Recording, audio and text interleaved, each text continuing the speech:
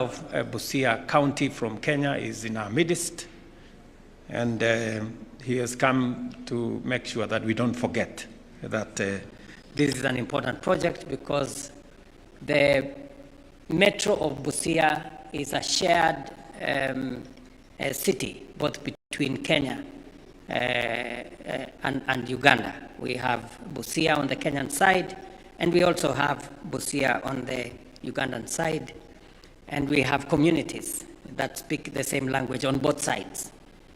And this will give us the opportunity to do the expanded market, which is an East African initiative to create the transport corridor and infrastructure for the one border post to facilitate easier movement of goods and services into and out of Uganda, to the port of Mombasa and to the East African region on the other side.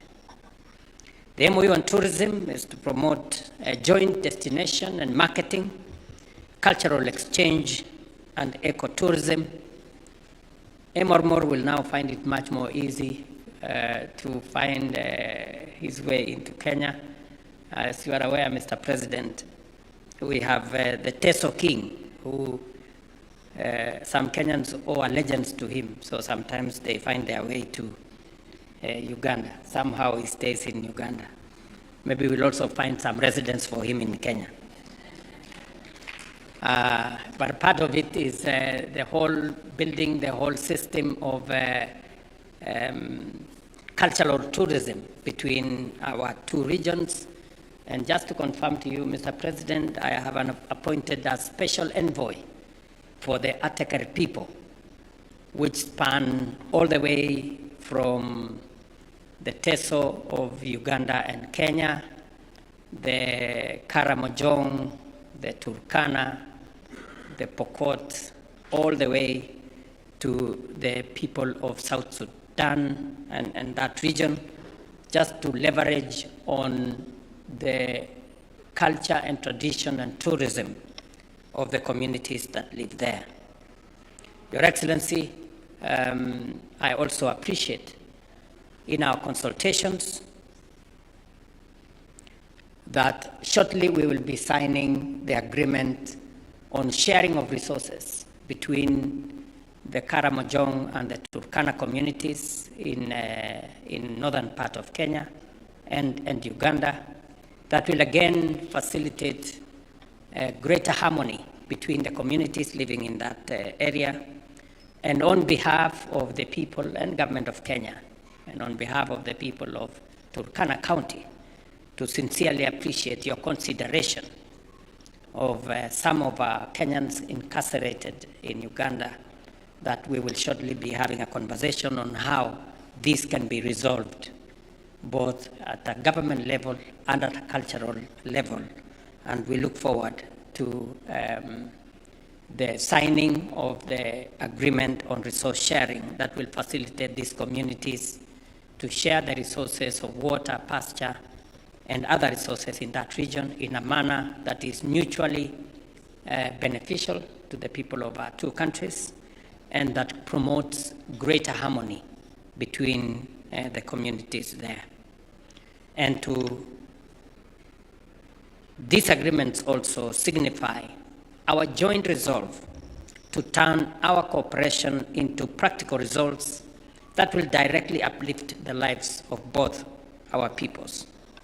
We also acknowledged the ongoing negotiations on other important instruments, as I have said, notably the cross-border resource sharing agreement, which we hope to finalize this year. We reiterated the value of the Joint Ministerial Commission as a crucial vehicle for driving our bilateral agenda forward, following the successful second Joint Ministerial Meeting session held in Kampala in May 2024, and our technical teams who have continued working closely to actualize the outcomes that we agreed upon.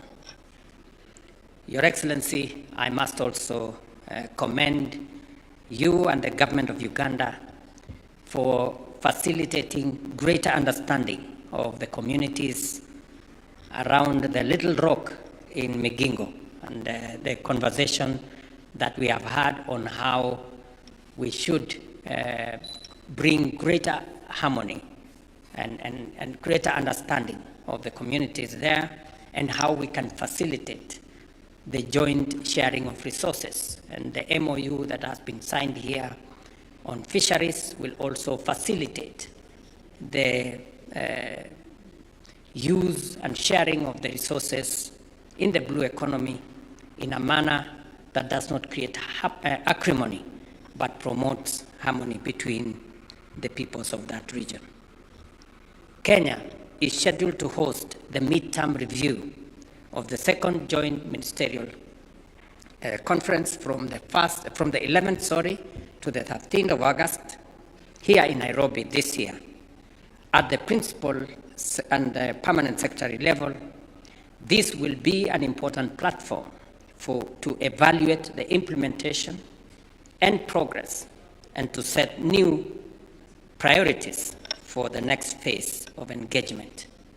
On trade, we reiterated concerns over persistent non-tariff barriers that hinder the flow of goods and frustrate the objectives of our region and the integration exercise that is underway in the East African Community Framework. We emphasize the need for a principled, practical, and time-bound resolution of these barriers, given their direct impact on livelihoods, especially for farmers and traders. The forthcoming Joint Ministerial Conference midterm review and the Joint Trade Committee meeting in October 2025 will be crucial in ensuring that there are positive outcomes on all these fronts. We also committed ourselves to strengthening regional institutions and furthering the objectives of the East African community, including progress under the customs union, common markets, monetary union, and ultimately a political federation. I shared my view and that of the people of Kenya, and the shared view between the peoples of our two countries on a fast tracking of the East African community steps towards a political federation that will bring synergy between the peoples of our two countries and the East African community in general. The East African community continues to demonstrate its potential as a good model of effective regional integration. We emphasize the centrality of unity, economic convergence, and shared prosperity as guiding principles for deeper integration. President Museveni and I also held constructive discussions on regional peace and stability, and we reaffirmed our position that security is essential to sustainable development and commended ongoing regional peace-building initiatives. We further agreed to collaborate closely in conflict resolution efforts, advocating inclusive approaches supported by both regional and international frameworks. In conclusion, I sincerely thank our elder, His Excellency President Museveni, for honoring Kenya with his presence and for his strong and enduring leadership in East Africa.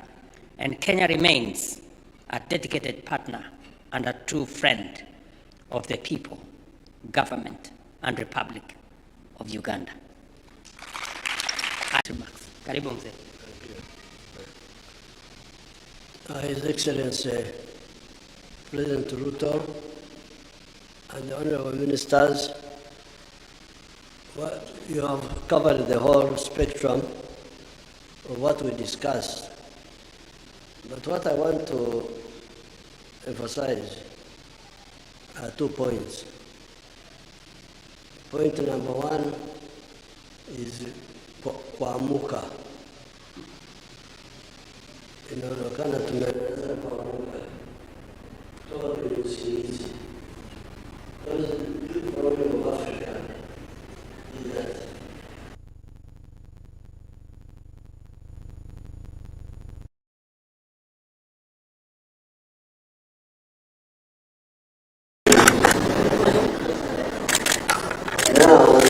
Church of Uganda prayer book, what you call the Anglicans, there's a statement very strong in our local languages. Mareka bali Sunday kola, nemoka bali Sunday kola, nama zinasigari ngo. They left and done what they ought to have done, and they did that they ought not have done, and there is no truth in them. I don't know whether they got it in the Bible, but it is in the prayer book. In the Bible also, the bishop has told you.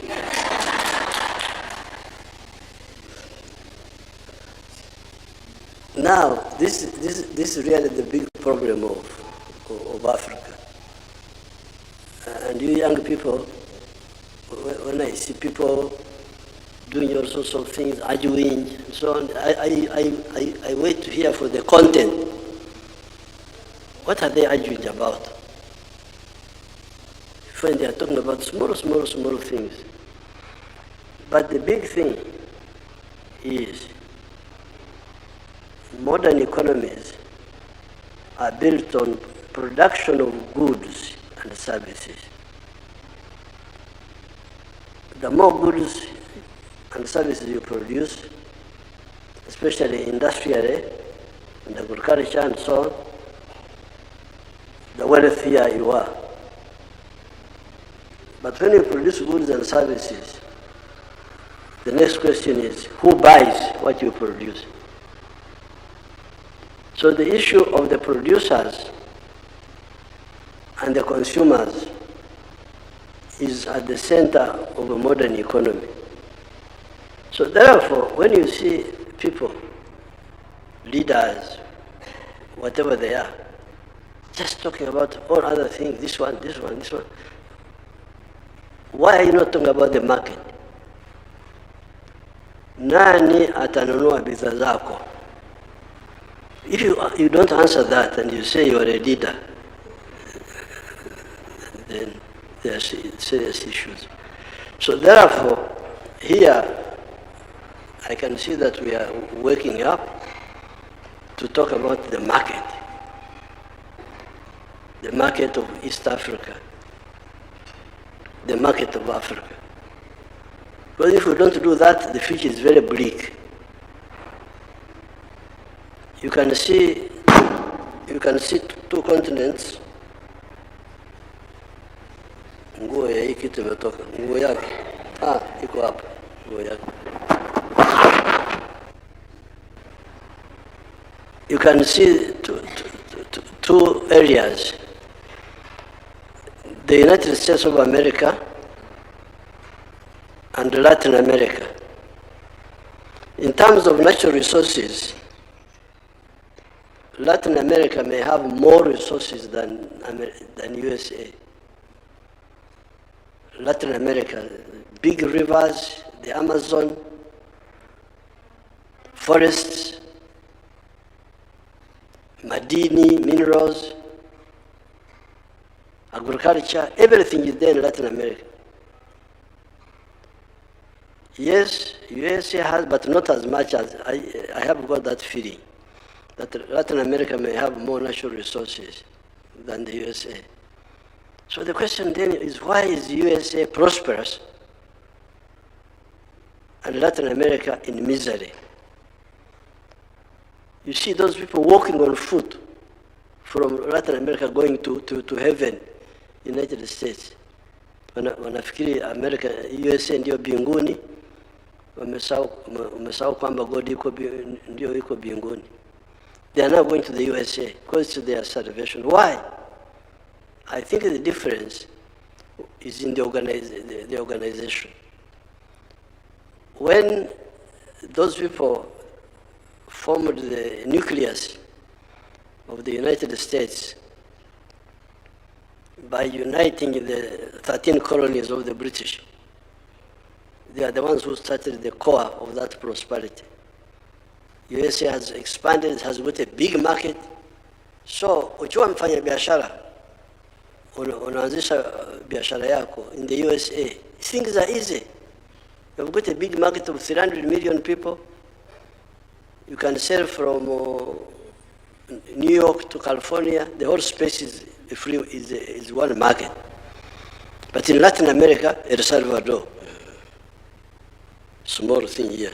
Honduras, small thing here. Nicaragua, Panama, I don't know, you can't even count them. Rich in countries, rich in presidents, but poor in everything else.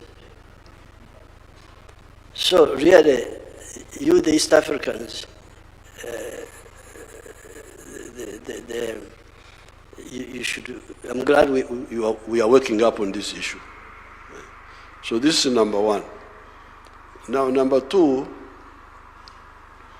is the rationalization. Because you can see, the other day I was having a meeting with somebody from, I think he's from Nairobi, but he's a Chinese, working for the international systems. I think World Bank or something like that, based here. And he was reminding me that countries in Southeast Asia, big and small, Vietnam, China, Indonesia, Cambodia, all of them have got access to the sea.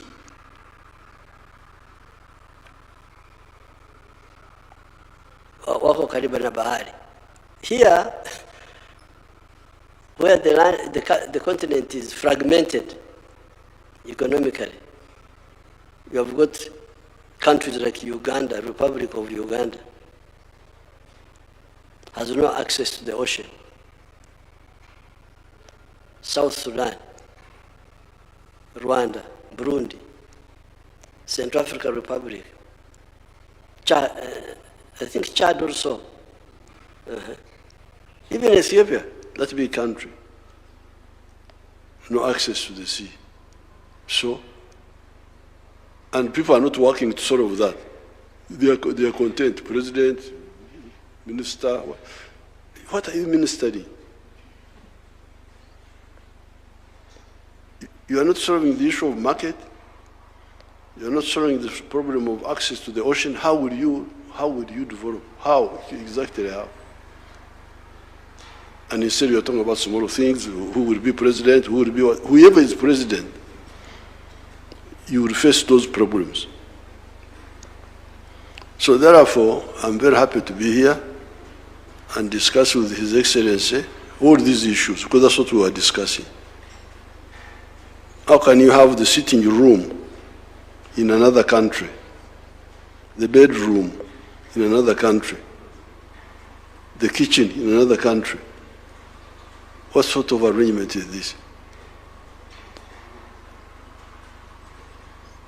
They have invited me to talk to the National Defense College tomorrow. I will talk more about this issue of waking up, kuamuka, and rationalization. Kufanya mambo ambayo yuko na akili, sio kufanya mambo bila akili. Thank you so much, Your Excellency. I'm the one who applied to say, Your Excellency, I want to come and see you. So he allowed me to say, you come. I'm very, very happy to be here.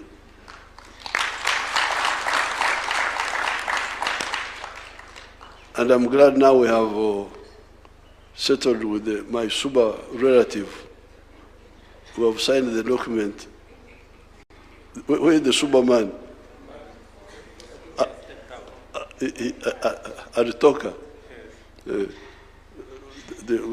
That little fishing with our Suba people.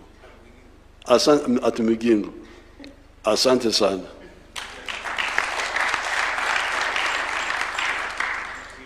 Your Excellencies, for the joint press statement. And that brings us to...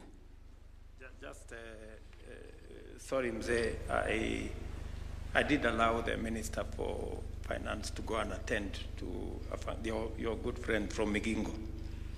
And also my Deputy President had to attend to something else. But just to confirm again that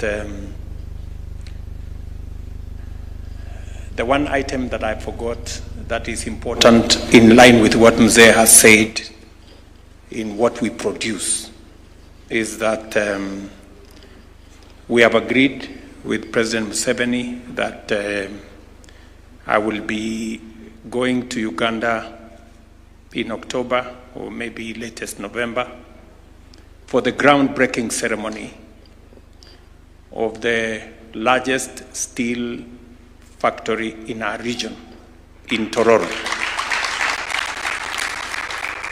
That is a joint project between Kenya and Uganda. Kenyan investors, Ugandan resources.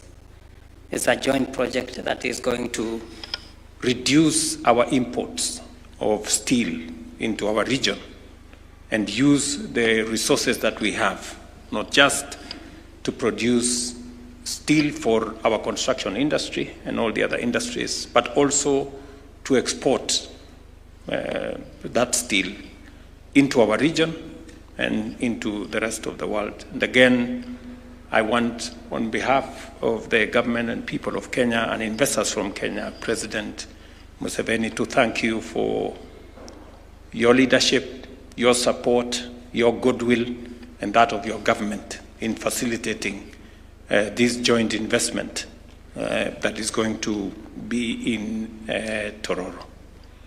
And just to make a small correction, that I am not a bishop, but I have made a commitment that when I am done with being president, I will be an evangelist. I know that you have a serious grounding as a Christian, because I remember when I came to see you and you prayed for the food in Kinyangole. And when I asked you why are you praying using a language I can't understand, you say that is how you were taught when you were young. But again, say to appreciate your wisdom as always. Whenever you come visit us, we like to listen to you as an elder and as a person who has been a leader in our region going into the future. Asanteni sana. Welcome to lunch. Let us all rise as we allow the two heads of state to exit briefly before we progress to lunch.